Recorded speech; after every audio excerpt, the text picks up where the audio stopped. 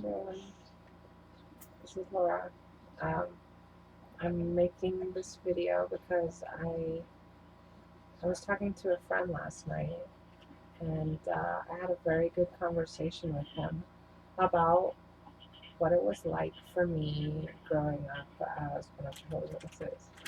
And for me, get I get into like a tangent on the subject, like I start rambling. I can't stop. So I figure maybe it would be about time for me to make a video about it and my experiences um, as one of Jehovah's Witnesses, and being knowing that I was transgendered and not being able to tell anyone in the Jehovah's Witnesses. So it was a tough existence from the time I was young. Um, it was, you couldn't celebrate the holidays, the normal stuff. Um, you couldn't celebrate Christmas, couldn't celebrate birthdays, and those are things that you get used to because you have other people and the witnesses that don't do those things. If you stay close to those people, it really doesn't feel like such a big deal. And my parents were very, very, or at least my mother. My mother was very, very stringent and following Jehovah's Witness, and so as a result of that, I wasn't allowed to get close to kids from school. I wasn't allowed to play with kids from school because they were worldly, and I had other witness friends that did play with kids from school, but it wasn't very often, and those kids were looked down upon. Their parents were looked down upon in the congregation. That's not very good association to be hanging out with. So yeah, you couldn't really make friends a little bit. It was this stigmatism about people in the world that you develop from a very young age, and it lasts your whole life. You don't trust people. And there goes my kids. My kids. If there's any background noise, they're watching Spider-Man, so I can do this video. Um, but as far as getting back to Jehovah's Witnesses, growing up, I mean, childhood doesn't seem that hard, but when you look back on it and all the things that it did to you, as far as how it made you think about the world around you, you see the damage that's done, the mistrust in people, the um, believing that everyone else that is not one of Jehovah's Witnesses is going to die, and, and wanting that, being taught that that's a good thing, that we want this to happen. I mean, where do we get? I just can't believe that type of idea even started in our modern society. Um, so, um, but very fundamentalist religion. They only do things that the Bible says, and they do. I think they do stick to the Bible pretty well. I know there'd be some argument on that. But as far as the versions that I've read, and I've read more than just the New World Translation. I've read the King James, and uh, I really can't think of any others, but I have looked through others, and I haven't really seen a huge difference in the translations that makes it a huge difference in what is being said. Um, I just think it's all open to interpretation, and they just have very horrid interpretation of everything as to what everything means, and it's just a horrible, horrible way to think, and to teach your kids to think. And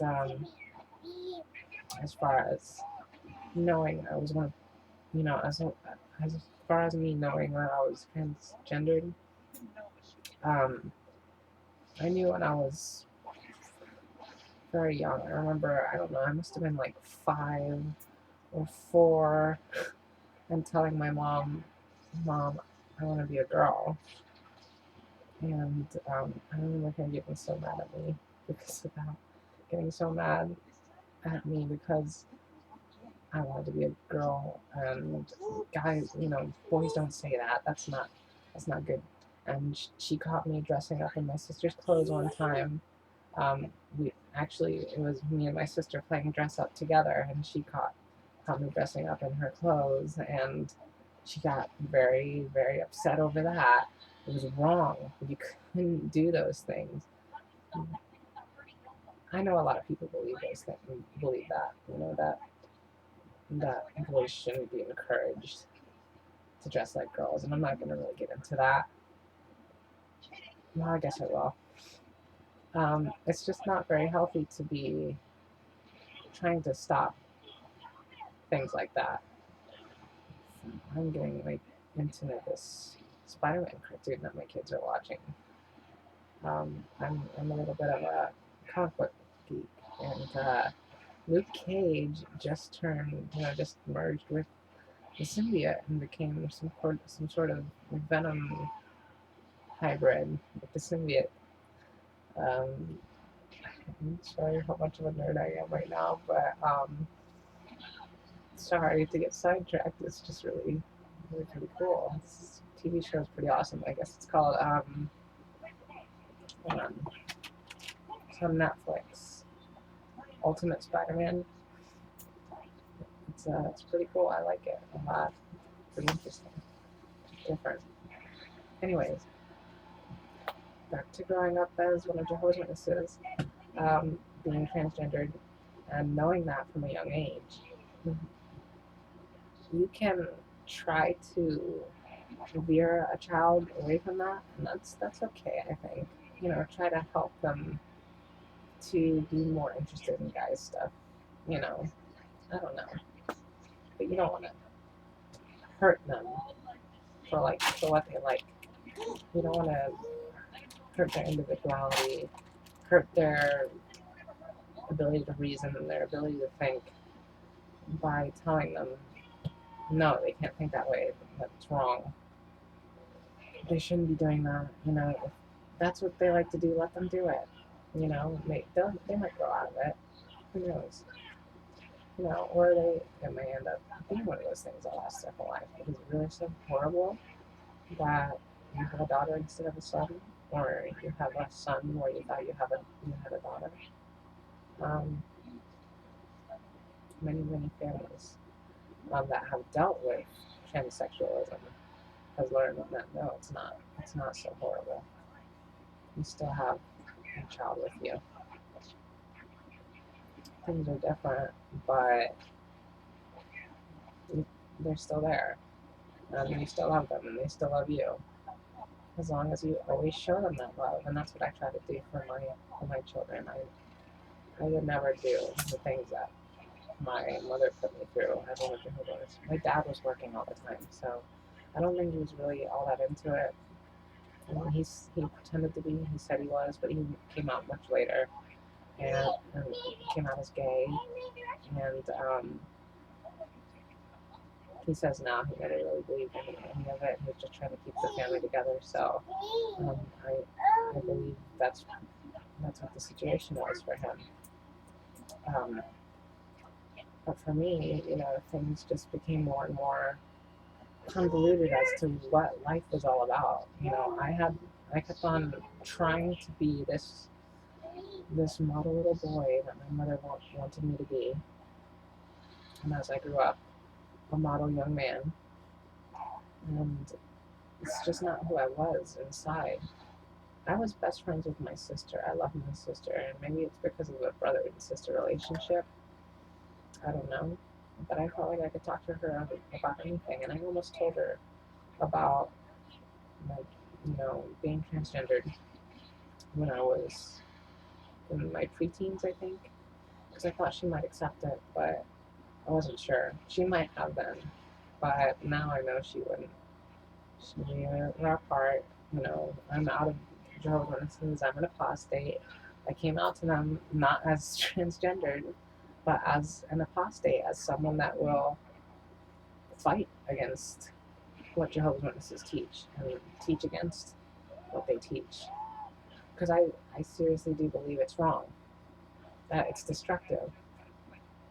Um, they don't want you to go to college. I mean, it's not, prohibited or anything like that, like celebrating birthdays or being transsexual or gay or anything. Those are prohibited. But going to college, that's not prohibited. It's just looked down on. It's frowned upon by the vast majority of Jehovah's Witnesses. You'll meet Jehovah's Witnesses that say, no, I went to college and I was okay, but when you're really trying to do your hardest in that organization like they want you to, because that's what I did. I was a pioneer. I was very, zealous for, so very zealous for the preaching work, and I followed. My sister was actually very much more zealous than I was, and I just kind of followed in her footsteps. But eventually I came into, I liked it. I grew to like it because I kind of liked being able to sell things to people. I like manipulating people. And I think about that about myself, and I'm like, it's not something I like about myself. And I think I've come a very long way from what I was taught, and that, when you are in an argument, you do anything, or in a debate, you do anything to try to win, even if it's not true, and you're giving false information just to try to prove your point. Those are the type of things that pioneers do when they're at the door, when they're met with something that they don't like. They try to change the subject. They try to use something that they don't even really understand, or something that it's like circular logic, that maybe, people that don't see it, they'll fall prey to. So, um, talking about things that are unproven, or talking about, scientific research that not a lot of scientists agree with. Maybe one scientist did some research on it and got some inconclusive results, or some results that, maybe he only got and other tests have proven false. Those are the types of things that they use to try and prove their points. And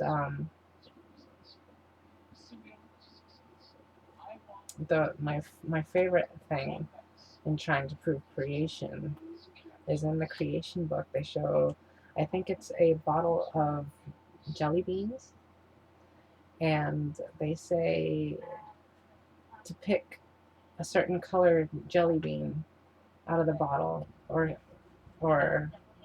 a specific jelly bean out of this can would be such and such probability, some impossible probability, and that is enough for them.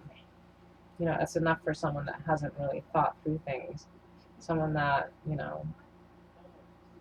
say, wow, that probability is so high. How that could never happen. But that, in actuality, the probability of it happening is lower than the amount of galaxies in the universe, much lower than the amount of stars in the universe. So the probability of life happening is really not that low in the end. And that's something that you learn from going to college, taking a statistics course, taking higher math courses than just, a 2-year degree. Because that's what they want. They want you to go get a trade or go to a 2-year degree, and there's nothing wrong with those things.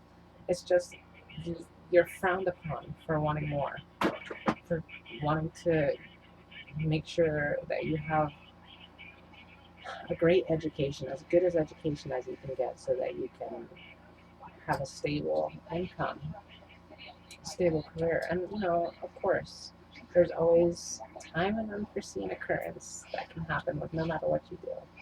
But for me, I'm going to college right now. I'm 26. And I had great grades in high school. I could have gone to college. I had almost like a 4.0. I don't remember exactly what it was. But I could have gone. And my mother was actually pressuring me because she's a teacher at the time. She changed her tune later. But at the time, she was pressuring me to go. But all the people that I knew in the congregation were saying, no, don't go. Just get a trade. I was doing electrical work at the time. He just said, stay with electrical work. It's good. You'll be able to support a family with it. 5 years later, I've hurt my back doing electrical work. I'm still miserable because of what electrical construction has done to my body. When I want to be a woman, and I keep on putting it away from my mind, trying to let go of it, and it just never goes away.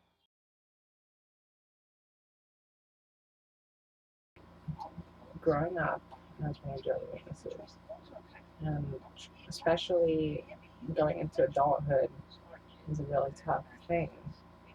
Uh, I was a ministerial servant at 17. That never happens. Never happens. And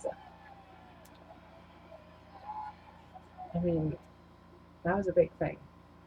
Everybody was surprised when I was made a ministerial servant. So yeah. And a few years later, I lost all my privileges, and I was in the middle of trying to get married. I was planning on doing missionary work down in Costa Rica, and I had all my plans, everything. I wanted to be a CEO with my wife, a circuit overseer. I wanted to grow and make this kind of like my career. And because that's what they encourage you to do. That this is your career, not really anything the world has to offer. So I was gonna try to become a CEO and do all those things, and I ended up getting drunk with a friend one night. No sex was involved, nothing else was involved, no drugs, just drinking. I was 19, so I was underage. But we got our hands on some tequila and we got drunk because my friend was depressed. And I was just, we just were drinking and talking. And we eventually, drank too much. And I lost all my privileges. I lost, everything that I was planning on doing. So, because when you're caught doing something like that, when it comes into the light in the congregation, they want you to go talk to the elders. They want you to confess your sins, and I did. And then they make a decision. Either, they don't just forgive you. Either you get reproved, which means if you have privileges, you can no longer have those privileges in the congregation. You're on a period of probation, pretty much. And then or else you're disfellowshipped. You're either reproved or disfellowshipped. For me, I was privately reproved, which means they didn't announce it to the congregation what I did, or that I was approved. But what they did announce to the congregation was that I was stepping down as a ministerial servant and as a pioneer, and that I was no longer going to serve in those capacities anymore. And that, made me lose a lot of friends because they're like, "What's going on? Why are you all of a sudden um, giving up on all these things?" It was either, break the rules and go and explain to them what happened, or, and I did with a few of them. I tried to say, I actually got reproved. It was private, so, I'm not supposed to be talking about it, but this is what happened. And the people that I did talk, it didn't matter whether I talked to anybody about it or not. I didn't. I just slowly started losing friends after that, and that's kind of the slippery slope where I started to realize that this was ridiculous. Their whole belief system and how they do things. It wasn't all at once. It was slowly.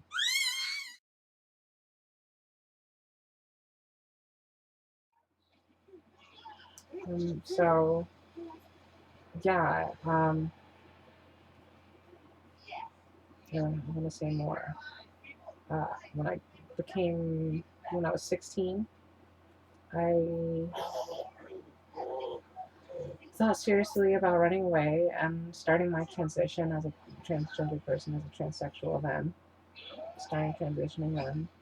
But, how was I going to do that? I didn't really have any ability to do that. So I never felt like I could talk to either one of my parents. Even though my dad had come out by that time, I still wasn't sure how he'd react to it. It took another, wow, almost 10 years before I told anybody, or before I told anybody in my family. Um, I got married at 20, 19 or 20. Um, I got married at 20, and while I was dating my wife, I told her about myself. She was the first person I ever really told. And I told her, how I had always wanted to be a woman, and I was trying to work on that, but I wanted to let her know so things were okay between us, so she knew what she was getting into. That I did deal with these problems, and they might come up. And so she married me anyways, and we had two beautiful kids. And I